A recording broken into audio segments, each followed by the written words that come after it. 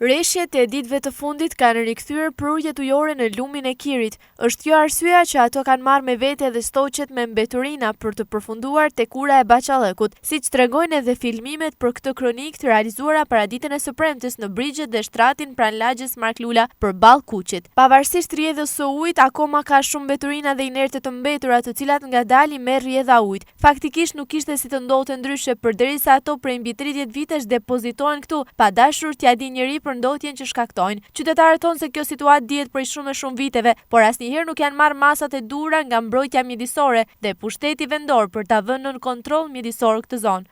Shteti nuk ka nevojë cakto vendin për inerte edhe shkojnë i çojnë aty. Unë las kam nisë kanë caktuar vend. Bashkia për inerte. Ata diku të hellen, ata prodhohen. Ku kanë i futën në shtëpia?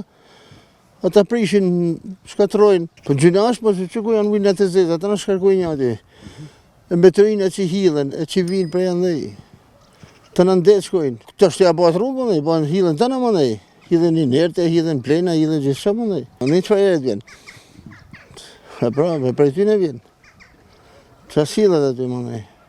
Përveç dëmit që shkaktojnë mbetjet dhe inerte duke zënë shtratin e Kirit dhe në vijim hapësirën tek ura e Baqallëkut dhe në lumin Buna, kjo situatë me rritjen e temperaturave rrezikon ta kthejë këtë vatër në vend epidemish për përhapje sëmundjesh të rrezikshme. Është kjo arsyeja pse ky pellg duhet mbajtur nën kontroll me dezinsektime dhe dezinfektime, ndërsa sa i përket mbrojtjes mjedisore në Shkodër për të parandaluar krimin e pellgjeve të tilla, veprimi i saj në terren ka munguar dhe vazhdon të mungojë.